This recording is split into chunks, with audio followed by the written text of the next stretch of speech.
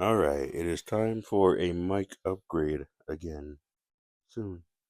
Anyway, this is my review for Sonic the Hedgehog 3. I didn't even mentally prepare before I started this review to be honest.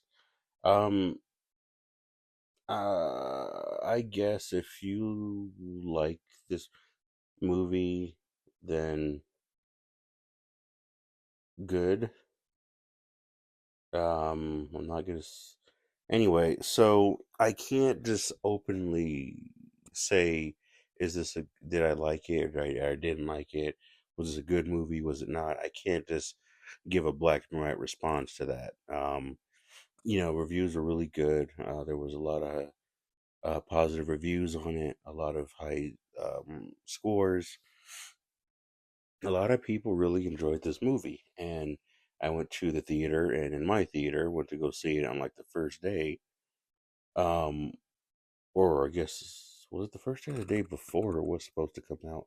Yeah, I think the theater had like a pre-showing. I don't know. I don't remember if it was the exact day that the first day that it came out or before.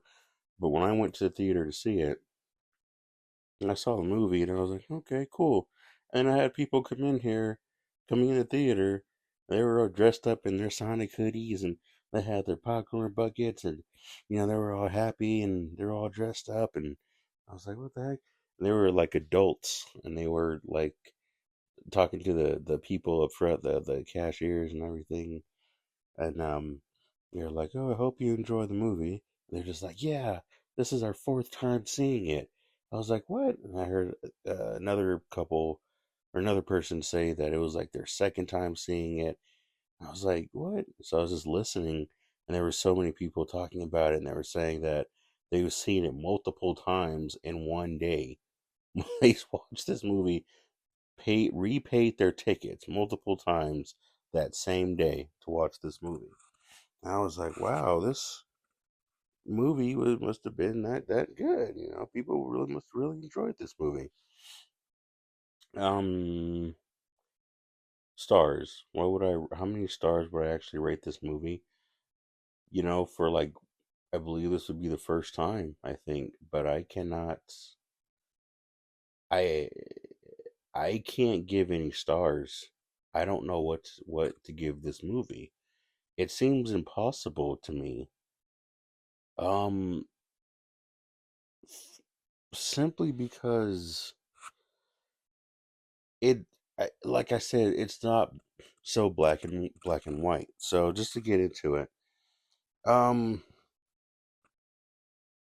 I heard no flaws about this movie during the reviews.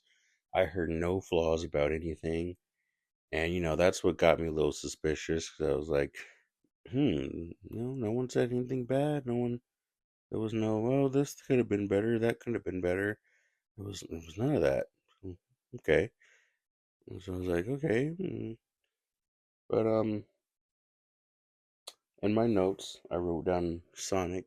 Um, Sonic's character was all right in this one. I don't even remember how he was in the second one or the first movie, but in the third one, he was very active. He was very goofy. He was very all over the place. And okay, at times, to me, it just got a bit much.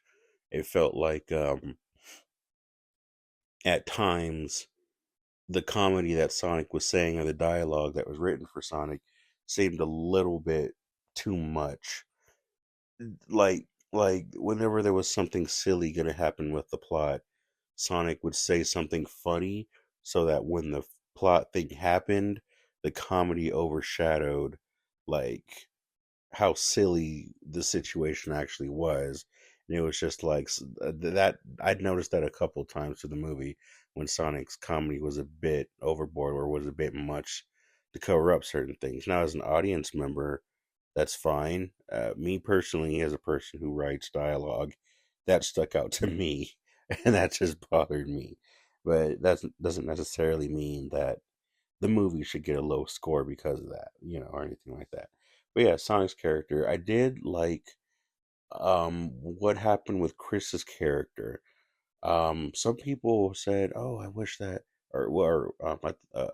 they thought Chris's character died. I'm sorry, Tom. Wow, why did I say Chris? Tom's character. They thought Tom's character died, or um, they were saying that they wish Tom's character could have died, so that way Sonic could have would have been a more emotional situation. It's like, well, sometimes you got to know when to have emotion in a story and when not to. When you have a great movie, you have to know how to create a powerful sense of emotion that is impactful for a memorable movie versus just trying to force it and making it watered down and then just kind of saturating or diluting audiences' minds on like other movies when it comes to emotional parts like that. So you have to be very careful when you make these big decisions. When you make big decisions in movies like that, to kill off certain characters or to have a character go to a place psychologically, you are not just affecting your story, but you are affecting your audience and how your audience takes in future stories also. So, not killing Tom, that's why I would say killing Tom would have been a bad idea for that sense. For a movie like this, that level, that it just didn't need to go there. Sonic's a fun, happy character, and the Sonic movies really does revolve around growing up and learning about the world for the first time. Learning the hardships of learning about having friends and what it does it mean to be a part of a team, or what does it mean to have to not be so goofy and be serious. What does it mean to be judged and when no one accepts you for who you are?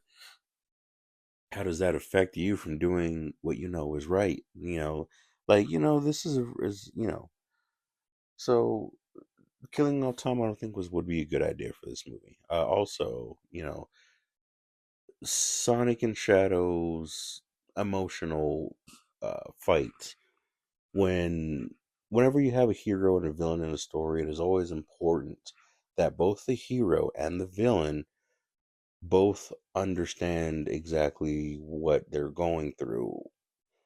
Um, that is a formula that's used in almost everything, that there has to be some sort of equality. And whenever Sonic, Knuckles, and Tails fought Shadow at the beginning, they couldn't catch up with Shadow. And Shadow was like, grr, beat you up, move on. So once it got toward the end, with Tom got hurt, Sonic became very vengeful and very dark, and he was like, "Oh, someone I cared about, got hurt, and now I'm filled with all this rage and I'm filled with all this anger." And it was the fact that Sonic was filled with that much grief and that much pain that he was able to resonate with Shadow and understand Shadow's emotional, where he was at emotionally.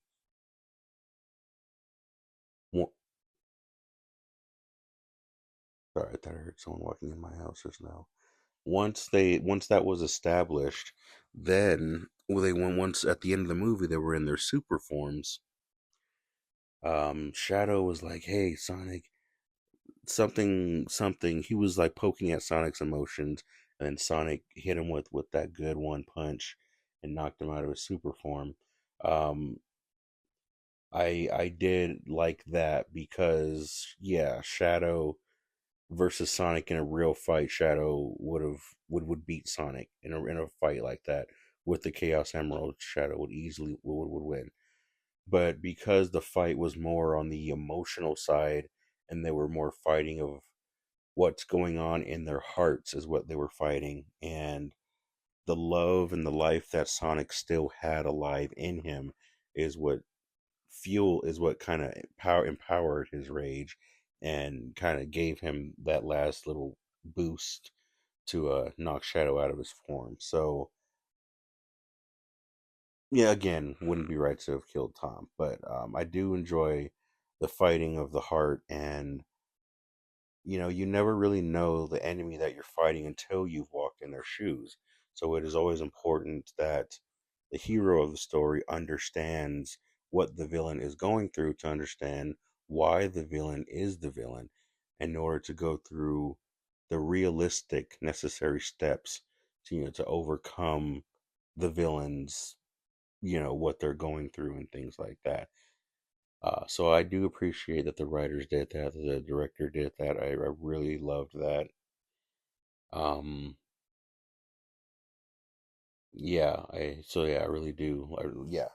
Um, wow, this entire thing was only supposed to be 10 minutes, and I've only gotten to my first note, and it's already almost 11 minutes. Anyway, Tails, I like Tails. Tails was cool. I like Tails' you know, his gadgets and everything. Knuckles, I did not like Knuckles in the second movie. It felt off. It didn't feel right. It just felt like they just really dumbed him. I couldn't properly explain why I didn't like Knuckles in the second movie. I just couldn't figure it out, but it bothered me. And when I watched the third one, I saw Knuckles' character, the voice acting, the performance, and it was done right. And I was like, this movie did Knuckles right. I don't know exactly how. I don't know what they did, but it felt better. Anyway, Idris Elba, the voice actor of Knuckles, was giving an interview and said that when he did the second movie, Knuckles was new to him and he didn't know how to approach the character. So it was very difficult for him to properly channel a sense of personality or to guide the the energy of who Knuckles was because Idris Elba wasn't familiar with him. But working, I believe Idris Elba still did the voice in the TV show Knuckles in the first season. And doing the third movie, Idris Elba said that he had time to work on Knuckles and get to know his personality for the movie. So when he did the third movie, he was able to properly channel what needed to be channeled within that character. And he was able to give a better performance. And I was like, okay, so that's what it was. It was the misconception and misconnection, I guess, of you know energy and artistic works, whatever. But I love Knuckles in this one. Shadow. It is almost impossible to capture Shadow's personality, in a sense of media in like a basic form. At least to me, it is. So that really gives a huge advantage for the writers and for the director because when you create a character like Shadow, you're able to really hollow him out and focus on the small elements or the elements that really make up Shadow's character through like this hollow space and picking on those few little bits of details that make up his character. You just have to focus on those few elements and you basically create a personality for the Shadow character. So I could see how it would have been easy but at the same time difficult. But um great choice. They did a good job. Great choice. um all right, one second. There's another thing. Yeah. Let's see what I have in my. Let's see what else I have in my notes. Um, before I forget, Robotnik. Jim Carrey did amazing. I loved him. He did an amazing performance. Him playing as Eggman and Gerald Robotnik. That was a reference to, I believe, Sonic X when um, Robotnik and Gerald met each other. And I don't know what season of Sonic X, but they were played by the same voice actor, and they used that same line. It was almost as if we're the same person being played with the same voice.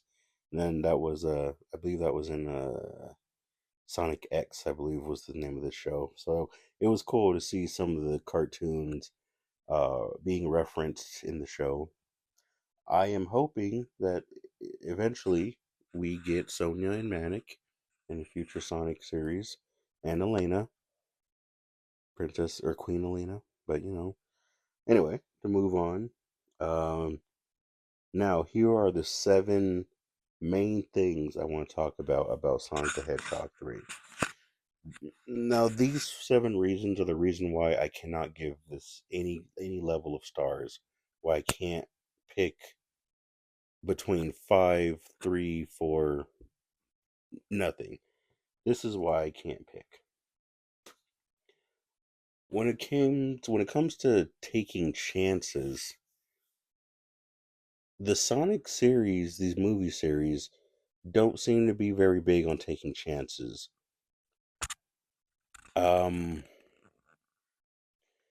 that was something that actually bothered me because it just I loved the end when with Metal Sonic and Amy, and I was like, okay, finally we're getting somewhere. They're taking risks, they're taking chances as storytellers, but it just feels like with all three of these Sonic movies that the director was so careful on what characters he put in, on how he told the story, on what humor was being told. It was like everything was so carefully put into place. And that's what bothered me about these movies. Everything just felt way too careful. I'm like, okay, first movie we got Sonic. I'm like, okay, cool. In the second movie, we got Tails and Knuckles. I'm like, okay, cool. And the third movie we get Shadow. It's like, oh, all right, all right. Then we get Metal Sonic and Amy. It's like, all right, now we're getting somewhere. And I get it. You can't just throw in Team Chaotix. You can't just throw in Gamma. You can't just throw in Omega. You can't throw in Blaze or Silver. I get that. You can't just throw in a bunch of characters and call it good. But it just bothered me how careful the movies have been, and there is no risk taking to how the stories evolved. But then that leads me into um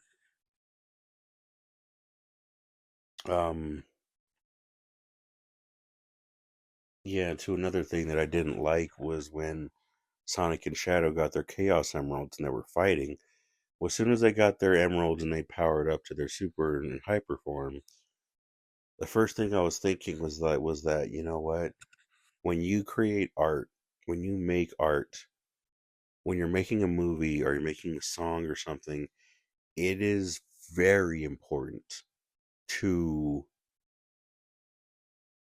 understand that what you have in front of you and on your plate, this may be the only time in history that you are able to express certain things and certain elements, that's presented right in front of you. So be very expressive. Let these things express themselves to their fullest potential and let the creative process flow and be open and be free. That's what I feel like these movies are missing when I say that they are too calm. I don't feel a sense of passion or creativity in these movies at all. It just feels like it's very carefully done for the sake of success versus versus freedom of expression through art. And I think that's what really also bothered me about these movies. So when it gets to a fight with Sonic and Shadow at the end, I'm just thinking to myself, these movies are so careful that when they fight each other, I already know what the director is going to do, and I know how the editor is going to do it, and I know that this fight is not going to be very creative at all. They can do some Dragon Ball Z level stuff right now, but for the sake of simplicity and for the sake of keeping the tone the same, they're not going to go all out with this fight. So when the fight happened, the fight was a decent fight, and I enjoyed it as much as I could. I used the nostalgia to really fuel my enjoyment of it. But but I was just thinking They could have done different this decision or that decision, but I'm like, I'm not the director or anything like that. But the fight was good. The fight was great. I just felt like there was more that they could have done in that fight, creative wise. But at the same time, I wasn't too upset about that because when Michael Bay did that in Transformers, there was a lot of attack with a lot of people attacked him on that. And then when Zack Snyder did it and with Man of Steel with when with Superman fought Zod, it was taken whatever and okay. But like yeah, so I was like they probably don't want to risk any kind of controversy or so. I had to just go ahead and be like I'm going to enjoy this fight for what it is. But But yeah, so then, which again takes me back to Transformers, which was the fact that this was the ending of a trilogy, and I'm like, I don't remember anything of the first movie. I don't remember anything about the second movie, and it seems like you can watch all three Sonic movies, and they don't feel like they connect with each other. It just feels like Sonic is just such a known character that you could just throw him in a movie and it doesn't even have to connect or make sense to previous events. It's just like, oh, you know that knowledge, but it doesn't necessarily connect. And that's how I felt about the DCEU movies was that there's a bunch of DC movies that seemingly connected in the same universe but didn't feel like they did. There was a strong sense of inconsistency throughout all the movies. So I felt that way about the three Sonic movies. And the fact that this was the end of the trilogy, I feel like there was no big payoff to it. There was no Bio Lizard. It just didn't feel like there was a payoff. Versus watching the Matrix trilogy or watching a Transformers trilogy of different action movies, and you see how much the characters and the stories evolve within a trilogy of a movie, and Sonic just didn't have that payoff to where it felt like these three movies was a big thing, big universe coming together in any kind of a sense. And so that kind of was like, that also kind of bothered me. It just felt like another movie, and but yeah, and the last thing I'll say, I actually went through all my notes just now, didn't realize it. But the last thing I'll say is another reason why I don't know how to give this movie any stars is because a lot of people loved this movie, and this movie got a lot of positive reviews, and I don't understand why. I really, I don't understand why. There was a lot of choppy directing. A lot of the cutscenes were misplaced. A lot of the characters were in one spot, and then the camera angle where they intercutted different scenes, it was noticeable when they would cut scenes out and put two random scenes together, and then one character will be in one position, and then in the next frame, the character will be in a different position in a different spot. And I noticed that a lot, especially during the beginning of the movie, and that just caught my attention right away, and that bothered me. The fact that the directing and the sense of direction, the sense of where the story was going was very choppy. It was just all over the place. It was just inconsistent. There was no build up to what was happening next. I felt like kind of lost half the time because there was no this is where we're going next, this is where we're going next. It was just we're here, a random explosion happens, now something happens, and then it's not what you think, and then we move on to the next scene, and I'm like, ugh. I loved Aquaman, but like that is what bothered me about the movie Aquaman was that choppy editing, and just that just bothered me. But I tried to let that go. A lot of lines felt forced.